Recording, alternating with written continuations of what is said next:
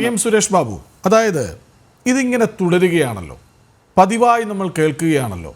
കലശം വരവിനിടെ കണ്ണൂരിൽ ഇൻകുലാബ് സിന്ദാബാദ് വിളിക്കുന്നു. അതിനെ എതിർത്ത് സംസാരിക്കുന്ന നാട്ടുകാരെ കയ്യേറ്റം ചെയ്യുന്നു, പോലീസിനെ കയ്യേറ്റം ചെയ്യുന്നു. മുഴുപ്പിലങ്ങാട് സൂരജ് വധക്കേസിലെ പ്രതികളുടെ ചിത്രങ്ങൾ എഴുന്നള്ളിക്കുന്നു. ഉത്സവത്തിനിടെയാണ്. ഇന്നും കണ്ടു ചെഗുവേരയുടെ ചെങ്കൊടി ഉയർത്തിക്കാട്ടി ലാൽസലാമെന്ന് ക്ഷേത്രാങ്കണത്തിൽ പറയുന്നത്, പാടുന്നത്. അലോഷി ഒരു തെറ്റ് ചെയ്തു, അത് കോടതി നിർദ്ദേശിച്ച പ്രകാരം കേസെടുത്തു, പിന്നെയും അതേ തെറ്റ് ആവർത്തിക്കുന്നു. അപ്പോൾ അലോഷി പാടുന്നതാണെങ്കിലും അലോഷിയെ കൊണ്ട് പാടിപ്പിക്കുന്നതാണെങ്കിലും കലശം വരവിനിടെ ഇൻകുലാബ് വിളിക്കുന്നതും ചെങ്കൊടി ഉയർത്തിക്കാട്ടുന്നതും ചെഗുവേരയ്ക്ക് സിന്ദാബാദ് വിളിക്കുന്നതും ലാൽസലാം പാടുന്നതുമൊക്കെ CPM-ന് അങ്ങ് നേരത്തെ പറഞ്ഞു വന്നതിന് തുടർന്ന് പറയാനുള്ള ഒരു ചോദ്യമാണ്. CPM-ന് നേട്ടമാണോ വലിയ തിരിച്ചടിയാണോ ഉണ്ടാക്കുന്നത്?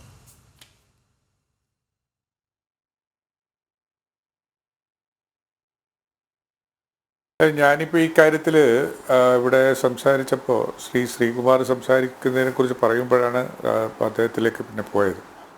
അദ്ദേഹം സംസാരിച്ചിട്ടുള്ള കാര്യങ്ങൾ ഒരു 90% നമ്മുടെ സമൂഹം കൈവരിക്കേണ്ടുന്ന അല്ലെങ്കിൽ സമൂഹത്തിൽ പുലരേണ്ടുന്ന കാര്യങ്ങൾ തന്നെയാണ് അദ്ദേഹം ആവർത്തിച്ച് പറഞ്ഞിട്ടുള്ളത്. ഇതൊരു അപക്വമായ തീരുമാനമാണ്, അപക്വമായ പരിപാടിയാണെന്നൊക്കെ ഞാൻ നേരത്തെ സൂചിപ്പിച്ച് അത് ആവർത്തിക്കേണ്ട കാര്യമില്ല. പക്ഷെ ഒരു കാര്യം മാത്രമേ ഉള്ളൂ, ഒരു കാരണവശാലും ഇത്തരം കാര്യങ്ങൾ കൊണ്ട് ഒരു രാഷ്ട്രീയ പ്രസ്ഥാനത്തിനും, അദ്ദേഹം തന്നെ വളരെ വ്യക്തമായി സൂചിപ്പിച്ചു, RSSൻ്റെ നേതാവിനെ എഴുന്നള്ളിക്കുന്നതും ഇത് ചെഗുവേരയെ പതാകയിൽ കൊണ്ടുപോകുന്നതും ഒന്നും ജനങ്ങളെ വശീകരിക്കാൻ പ്രാപ്യമായ അല്ലെങ്കിൽ പ്രാപ്തമായ ഒരു നടപടിക്രമമല്ല. പ്രത്യേകിച്ച് കേരളത്തിലെ ജനങ്ങൾ അദ്ദേഹം പറഞ്ഞതുപോലെ തന്നെയാണ് എനിക്കും പറയാനുള്ളത്. അവർക്കൊക്കെ അവരുടെ മനസ്സിൽ രാഷ്ട്രീയമുണ്ട്, രാഷ്ട്രീയ ചിന്തയുണ്ട്. ഏത് രാഷ്ട്രീയ പ്രസ്ഥാനത്തിനെയാണ് ഇപ്പോൾ തൽക്കാലം കുറച്ചു കാലത്തേക്ക്, ഒരു 5 വർഷത്തേക്ക് അധികാരത്തിലേറ്റേണ്ടതിനെ കുറിച്ച് 18 വയസ്സ് പൂർത്തിയാകുന്നതിന് മുമ്പ് തന്നെ കുട്ടികളിൽ പോലും അഭിപ്രായങ്ങളുണ്ട്.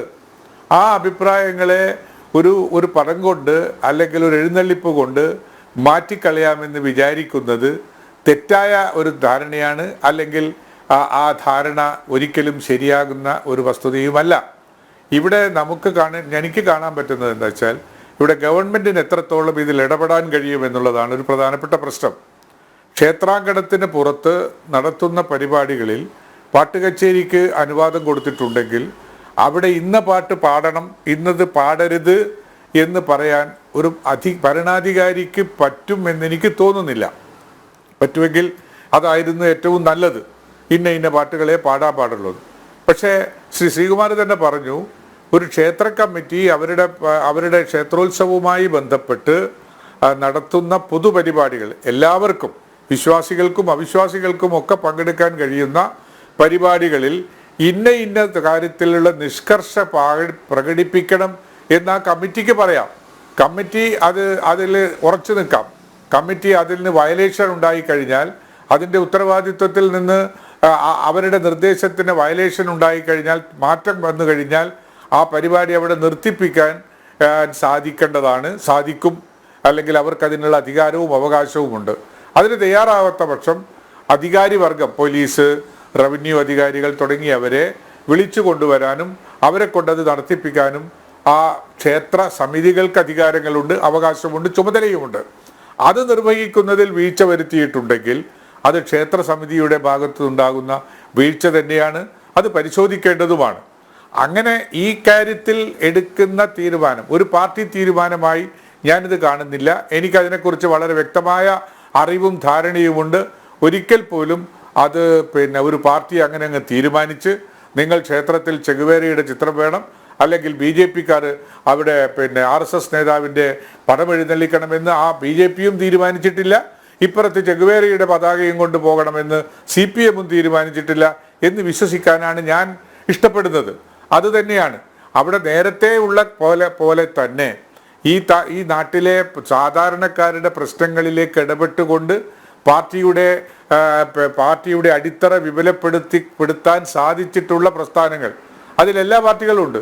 കോൺഗ്രസ് പാർട്ടിയുണ്ട്, BJP ഉണ്ട്, മാർക്സിസ്റ്റ് കമ്മ്യൂണിസ്റ്റ് പാർട്ടിയുണ്ട്, മറ്റ് പല പാർട്ടികളും ആ അടിത്തറ വികസിപ്പിക്കാൻ ജനങ്ങളിലേക്കാണ് ഇറങ്ങി തിരിച്ചിട്ടുള്ളത്. അതല്ലാതെ ക്ഷേത്രാങ്കണത്തിലുള്ള പാട്ടിലൂടെ, കഥകളിയിൽ, മറ്റു കാര്യങ്ങളിലൂടെ വികസിപ്പിച്ചെടുത്ത് കളയാം തങ്ങളുടെ പാർട്ടിയുടെ അടിത്തറ എന്ന് വിശ്വസിക്കുന്നവർ ഒരു തരം വിഡ്ഢിത്തരമാണ്. അത് മാത്രമാണ് എനിക്ക് ഈ കാര്യത്തിൽ പറയാനുള്ളത്. മറ്റത് ഒരു പഴയ കാലഘട്ടങ്ങളിലെ കഥകളി പോലെ, അതല്ലെങ്കിൽ പിന്നെ നമ്മുടെ പാട്ടുകൾ, നല്ല നല്ല ഭക്തി ഗാനങ്ങൾ, ഇതൊക്കെ ആലപിക്കുമ്പോഴൊക്കെ സ്വാഭാവികമായും ഉണ്ടാകുന്ന ഒരു ആനന്ദം, ആ ആനന്ദത്തിനാണ് പാട്ടുണ്ടാകേണ്ടത്. ആനന്ദത്തിന് പകരം അലോഗ്യമുണ്ടാക്കുക എന്ന അങ്ങയുടെ ക്യാപ്ഷനെ ഞാൻ അംഗീകരിക്കുന്നു. അലോഗ്യമുണ്ടാക്കുന്ന പാട്ടുകൾ കൊണ്ട് ഒരു ഗുണവും ഉണ്ടാവുകയില്ല എന്നാണ് എൻ്റെ വിശ്വാസം. ആനന്ദത്തിൻ്റെ നിർവൃതിയിൽ ആറാടാൻ കഴിയുന്ന ഒരു ജനസമൂഹത്തെ സൃഷ്ടിക്കുക എന്നതാണ് ഗാനങ്ങൾ കൊണ്ട്, പാട്ടുകൊണ്ട്, ആ പാട്ട് പാടുന്ന വ്യക്തികളെ കൊണ്ടൊക്കെ ക്ഷേത്രോത്സവങ്ങൾ എപ്പോഴും ഒരുപക്ഷെ ഭക്തിയുടേതാവാം, അല്ലെങ്കിൽ കൂടിച്ചേരലിൻ്റെതാവാം, അല്ലെങ്കിൽ മതസൗഹാർദ്ദത്തിൻ്റെതാവാം, അല്ലെങ്കിൽ എല്ലാവർക്കും ഒരിടത്ത് വന്ന് ഒരുമിച്ചിരുന്ന് ആഘോഷിക്കാൻ, ആനന്ദിക്കാൻ, ആസ്വദിക്കാൻ ഉള്ള ഒരിടമാണ് അത്. ആ ഇടത്തെ എന്തിന് രാഷ്ട്രീയവൽക്കരിക്കുന്നു? അല്ലെങ്കിൽ തന്നെ ഹൈക്കോടതി പറഞ്ഞിട്ടുണ്ട്, ക്ഷേത്രോത്സവങ്ങൾ, ക്ഷേത്ര പരിപാടികൾ ഒന്നും രാഷ്ട്രീയവൽക്കരിക്കപ്പെടാൻ പാടില്ല എന്ന്. അത് തന്നെയാണ് സർക്കാരിൻ്റെയും നയം അതാണ്. പക്ഷേ സുവമോട്ടോ അതിൽ ഇടപെടാൻ കഴിയാത്തത് ആവിഷ്കാര സ്വാതന്ത്ര്യത്തിൻ്റെ ഭാഗവും കൂടിയായിട്ടുള്ള ചില വിഷയങ്ങൾ ആവിഷ്കരിക്കുന്നതാണ്. പക്ഷെ അവിടെ ശ്രദ്ധ ഉണ്ടാകേണ്ടുന്നത് ക്ഷേത്ര കമ്മിറ്റി, ക്ഷേത്ര പരിപാലന കമ്മിറ്റി, ആ നാട്ടിലെ പ്രദേശത്തെ തദ്ദേശ സ്വയംഭരണ സ്ഥാപനങ്ങൾ അവരെയൊക്കെ വിളിച്ചിരുത്തി കാര്യങ്ങളൊക്കെ പറഞ്ഞു കൊടുത്ത് ബോധ്യപ്പെടുത്തിയെടുക്കാനുള്ളൊരു ശ്രമം നടത്തണം. അതുവഴി ലംഘിക്കപ്പെടുന്ന ആ ഒരു കോഡ് ഓഫ് കോണ്ടാക്ട് ഉണ്ടാക്കി അതുവഴി ലംഘിക്കപ്പെടുന്ന ഒരു സാഹചര്യം ഉണ്ടെങ്കിൽ ഭരണാധികാരികളെ ഇടപെടുവിക്കുന്നതായിരിക്കും ഉചിതം. അതല്ലാതെ മറ്റെന്തെങ്കിലും ഒരു പാട്ടിൻ്റെ പേരിൽ ഒരു കേസെടുക്കാൻ, പാടിയതിൻ്റെ പേരിൽ ഒരു കേസെടുക്കാനൊന്നും കഴിയുന്നൊരു നിയമ സംഹിത കേരളത്തിൽ, ഇന്ത്യയിൽ ഇപ്പോൾ നിലവിലില്ല. അതുകൊണ്ട് അത് മറ്റു തരത്തിലുള്ള പ്രകോപനങ്ങളിലേക്ക് പോകുന്നത് ഉണ്ടെങ്കിൽ ആ പ്രകോപനങ്ങൾ ഉണ്ടാക്കുന്നവരിലേക്കായിരിക്കും ഇന്നത്തെ ഈ കാലഘട്ടത്തിൻ്റെ നിയമസംഹിത ചൂണ്ടിക്കാണിക്കപ്പെടുക എന്നാണ് എൻ്റെ ഒരു പരിമിതമായ പരിജ്ഞാനം.